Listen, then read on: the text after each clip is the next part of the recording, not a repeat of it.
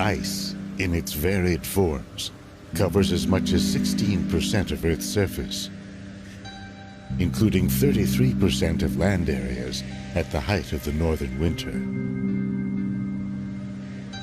Glaciers, sea ice, permafrost, ice sheets, and snow play an important role in Earth's climate. They reflect energy back to space, shape ocean currents,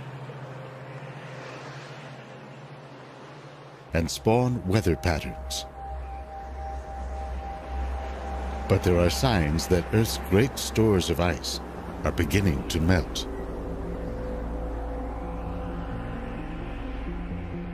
To find out where Earth might be headed, scientists are drilling down into the ice and scouring ancient seabeds for evidence of past climate change.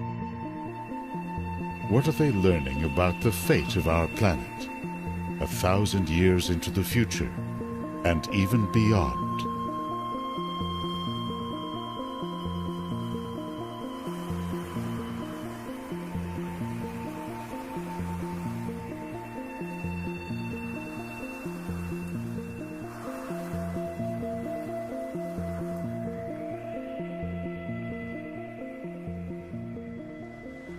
"30,000 years ago, Earth began a relentless descent into winter.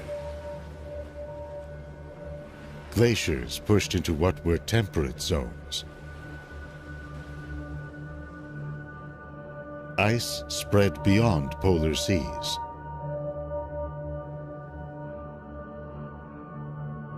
New layers of ice accumulated on the vast frozen plateau of Greenland.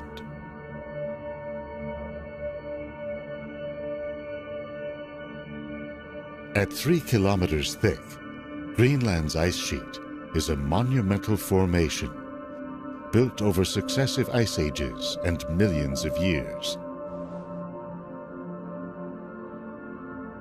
It's so heavy that it has pushed much of the island down below sea level. And yet today, scientists have begun to wonder how resilient this ice sheet really is.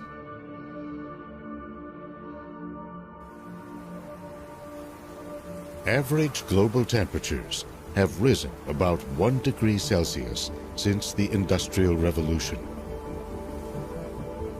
They could go up another degree by the end of this century.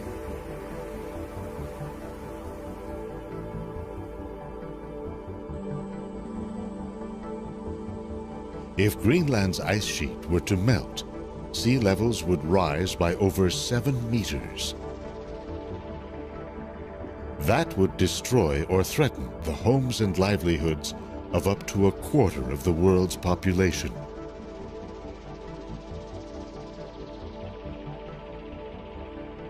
These elevation maps show some of the areas at risk.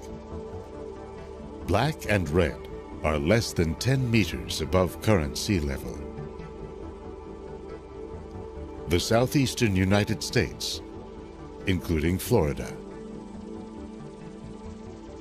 and Louisiana, Bangladesh, the Persian Gulf, parts of Southeast Asia and China. That's just the beginning. With so much at stake, scientists are monitoring Earth's frozen zones with satellites, radar flights, and expeditions to drill deep into ice sheets.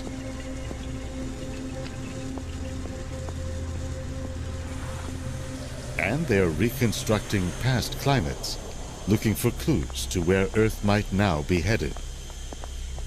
Not just centuries, but thousands of years in the future. Periods of melting and freezing, it turns out, are central events in our planet's history.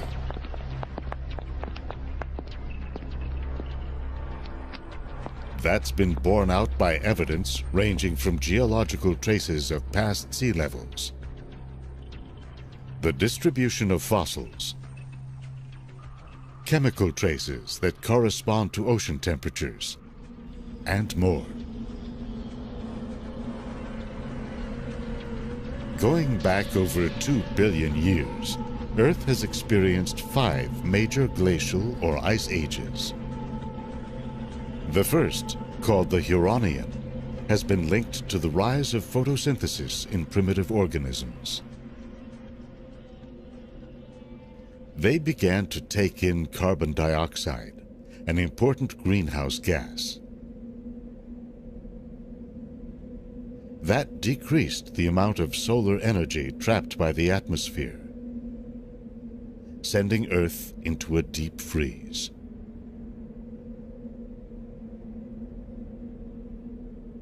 The second major ice age began 580 million years ago.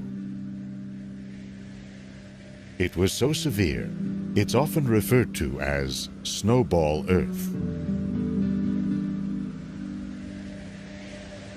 The Andean Saharan and the Karoo ice ages began 460 and 360 million years ago.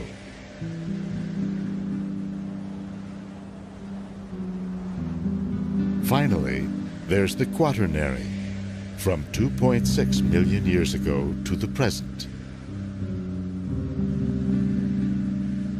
Periods of cooling and warming have been spurred by a range of interlocking factors. Volcanic events, the evolution of plants and animals, patterns of ocean circulation, the movement of continents. The world as we know it was beginning to take shape in the period from 90 to 50 million years ago. The continents were moving toward their present positions. The Americas separated from Europe and Africa. India headed toward a merger with Asia. The world was getting warmer. Temperatures spiked roughly 55 million years ago, going up about 5 degrees Celsius in just a few thousand years. CO2 levels rose to about 1,000 parts per million, compared to 280 in pre-industrial times and 390 today. But the stage was set for a major cool down.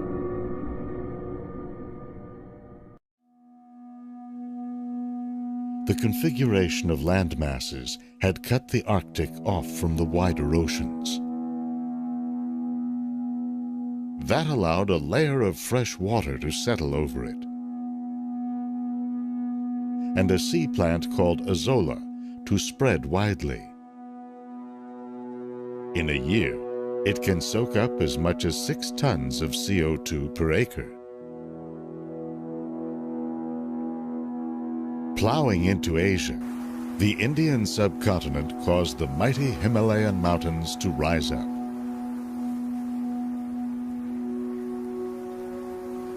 In a process called weathering, rainfall interacting with exposed rock began to draw more CO2 from the atmosphere, washing it into the sea.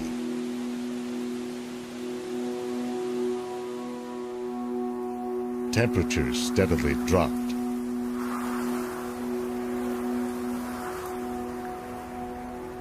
By around 33 million years ago, South America had separated from Antarctica. Currents swirling around the continent isolated it from warm waters to the north. An ice sheet formed. In time, with temperatures and CO2 levels continuing to fall, the door was open for a more subtle climate driver.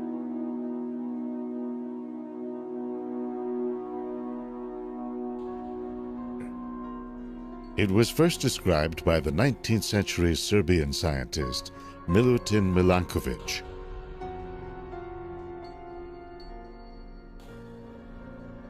He saw that periodic variations in Earth's rotational motion altered the amount of solar radiation striking the poles.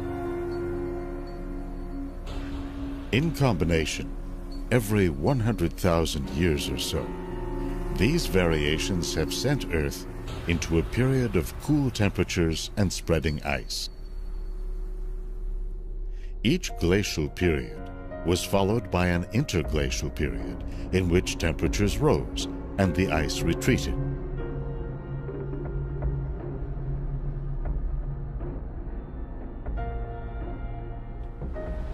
The Milankovic cycles are not strong enough by themselves to cause the shift. What they do is get the ball rolling.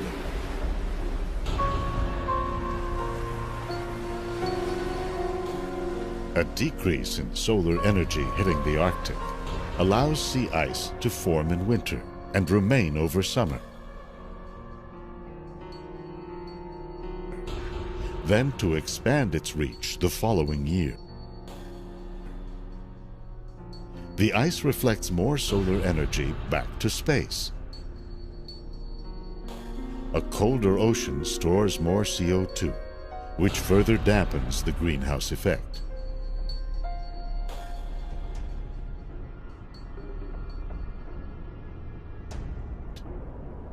Conversely, when ocean temperatures rise, more CO2 escapes into the atmosphere, where it traps more solar energy.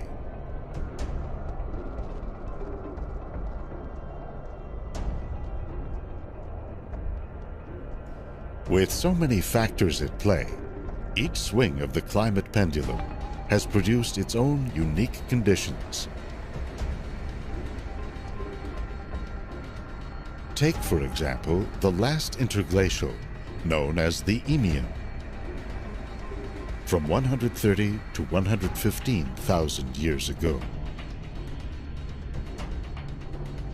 This happened at a time when CO2 was at pre-industrial levels, and global temperatures had risen only modestly.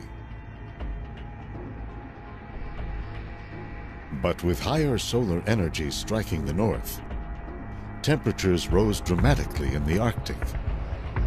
The effect was amplified by the lower reflectivity of ice-free seas and spreading northern forests. There is still uncertainty about how much these changes affected sea levels. Estimates range from 5 to 9 meters, levels that would be catastrophic today.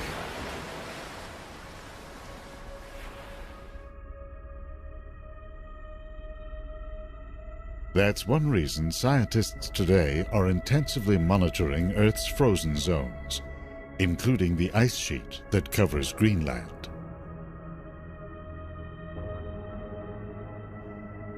Satellite radar shows the flow of ice from the interior of the island and into glaciers.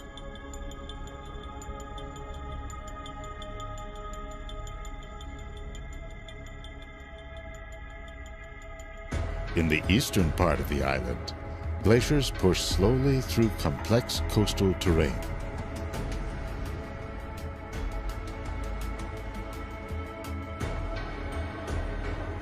In areas of higher snowfall in the northwest and west, the ice speeds up by a factor of 10.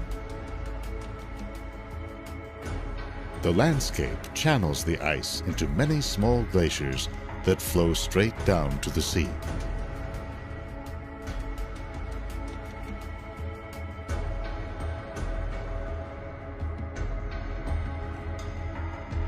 In the distant past, the center of the island may have been drained by a giant canyon recently discovered. Scientists found that it's 550 kilometers long and up to 800 meters deep.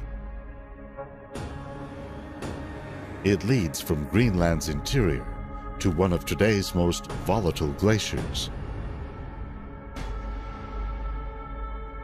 This is the Petermann Glacier in northwest Greenland. Amid unusually warm summer temperatures in 2012, satellites tracked a giant iceberg as it broke off and moved down the glacier's outlet channel.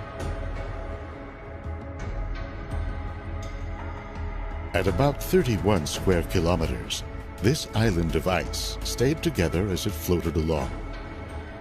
After 2 months, it finally began to fragment.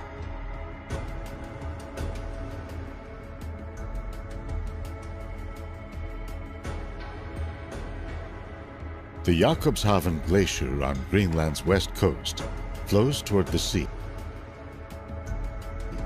at a rapid rate of 20 to 40 meters per day.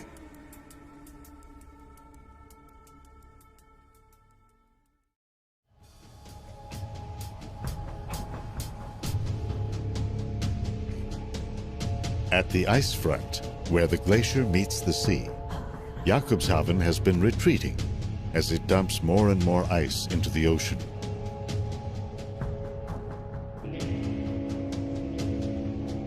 You can see it in this map. In 1851, the front was down here. Now it's 50 kilometers up. One reason, scientists say, is that water seeping down into its base is acting like a lubricant.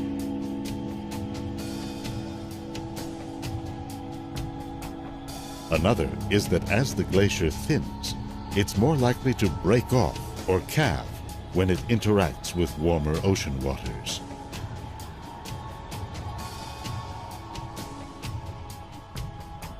Scientists are tracking the overall rate of ice loss with the GRACE satellite. They found that from 2003 to 2009, Greenland lost about 1 trillion tons, mostly along its coastlines.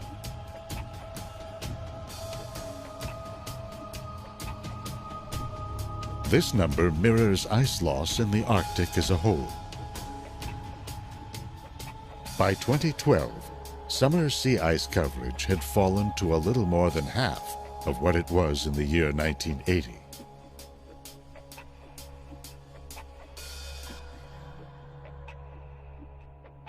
While the ice rebounded in 2013, the coverage was still well below the average of the last 3 decades.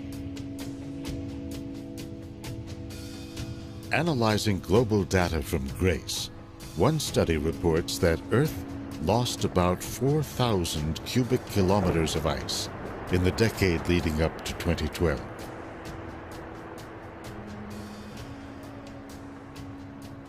Sea levels around the world are now expected to rise about 1 meter by the end of the century. What will happen beyond that? To gauge the resilience of Greenland's great ice sheet, scientists mounted one of the most intensive glacial drilling projects to date, the North Greenland Eemian Ice Drilling Project, or NEEM. The ice samples they obtained from the height of the Eemian warming told a surprising story. If you were a visitor to northern Greenland in those times, you would have stood on ice over 2 kilometers thick. Temperatures were warmer than today by about 8 degrees Celsius, and yet the ice had receded by only about 25%, a relatively modest amount.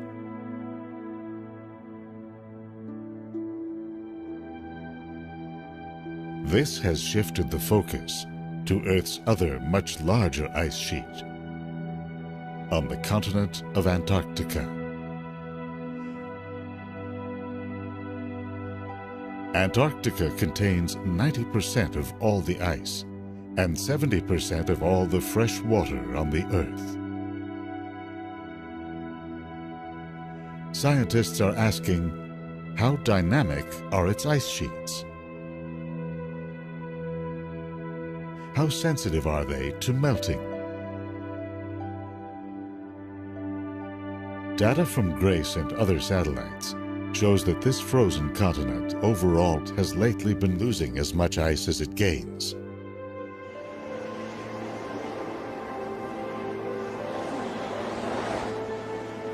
The vast plateau of Antarctic ice is one of the driest deserts on Earth. What little snow falls remains, adding to the continent's mass. You can see evidence of this in the snow and ice that piles up at the South Pole Research Station. This geodesic dome was built in the 1970s. By the time it was decommissioned in 2009, the entrance was nearly buried. With a thickness of up to 4 kilometers, the ice on which this outpost sits will not melt easily.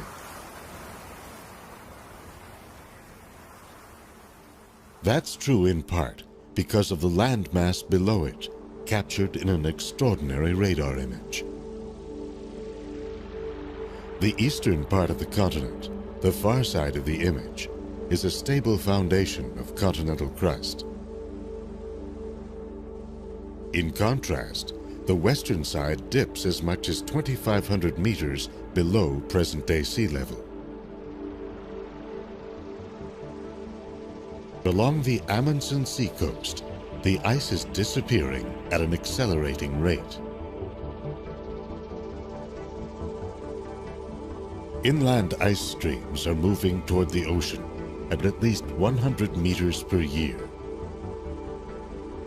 They end up in floating ice shelves that extend hundreds of miles into the ocean.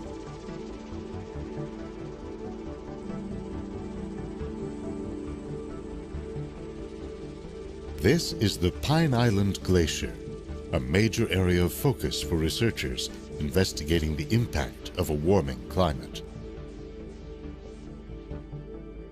This region is the greatest source of uncertainty about global sea level projections. When ice shelves like this grow, they become prone to fracturing. A giant crack, for example, recently appeared in the Pine Island Glacier. Within 2 years, a 720 square kilometer iceberg had broken off.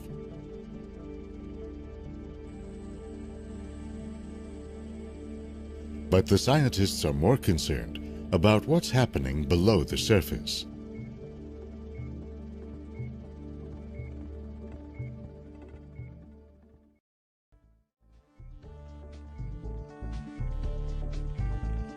In recent times, the Southern Ocean that swirls around the continent has been getting warmer at the rate of 0.2 degrees Celsius per decade. That has affected ice shelves like Pine Island by melting them from below. In a comprehensive survey of the continent, scientists concluded that this process was responsible for 55% of the mass lost from ice shelves between 2003 and 2008.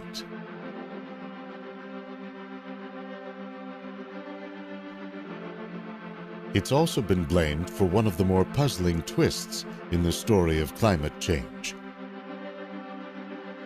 the spread of sea ice all around Antarctica.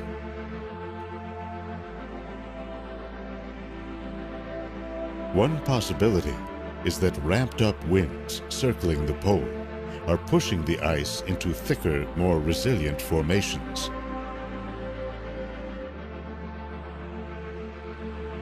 Another is that the melting of ice shelves has spread a layer of cold, fresh water over coastal seas, which readily freezes.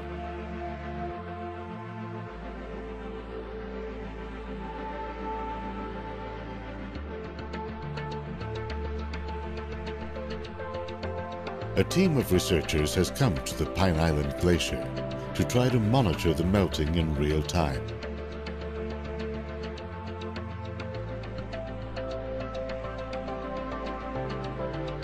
After 5 years of preparation, they drilled through 500 meters of ice to begin measuring ice volume, temperature, salinity, and flow.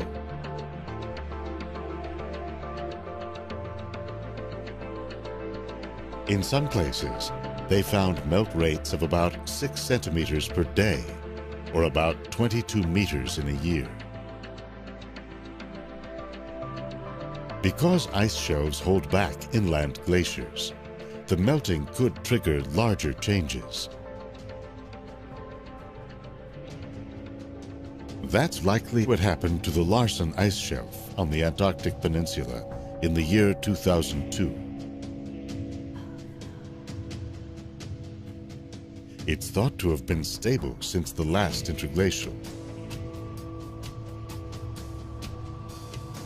Warmer ocean waters had been eating away at Larsen's underside.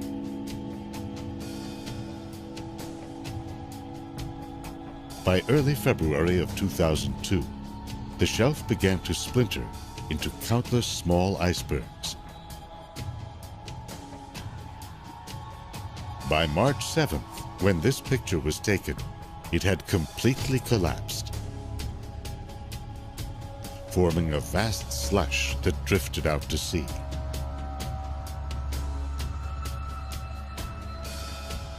Without the shelf's buttressing effect, a series of nearby glaciers picked up speed, dumping an additional 27 cubic kilometers of ice into the ocean per year.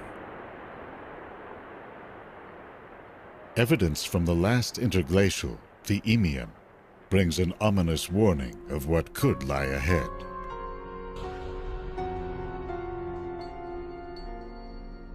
It's based on the height of ancient coral reefs, which grow to a depth relative to the sea level above them.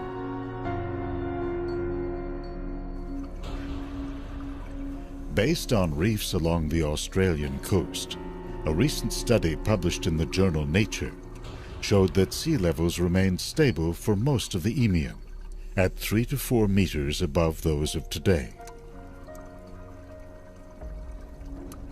But the authors found that in the last few thousand years of the period, starting around 118,000 years ago, sea levels suddenly shot up to 9 meters above today.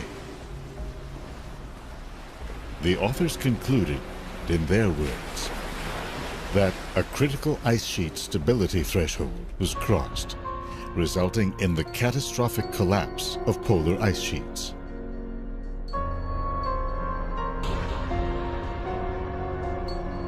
Looking ahead, uncertainties about the future of our climate abound. According to one study, the long cool down to the next glacial period is due to start in the next 1,500 years or so, based on the timing of Milankovitch cycles.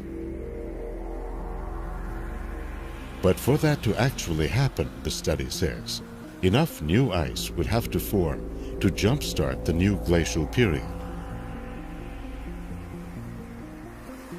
And CO2 would have to retreat to below pre-industrial levels. Instead, it appears that a warming climate is becoming a fact of life. The danger is that if the melting gains a momentum of its own, even reducing CO2 emissions may not be enough to stop it.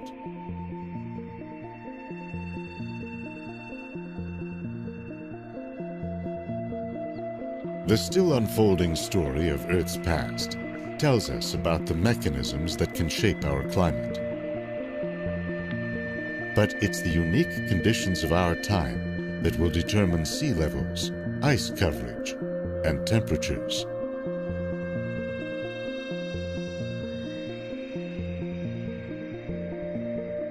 What's at stake in the coming centuries is the world we know, the one that has nurtured and sustained us. The Earth itself will go on, ever changing on short and long timescales. a dynamic, living planet.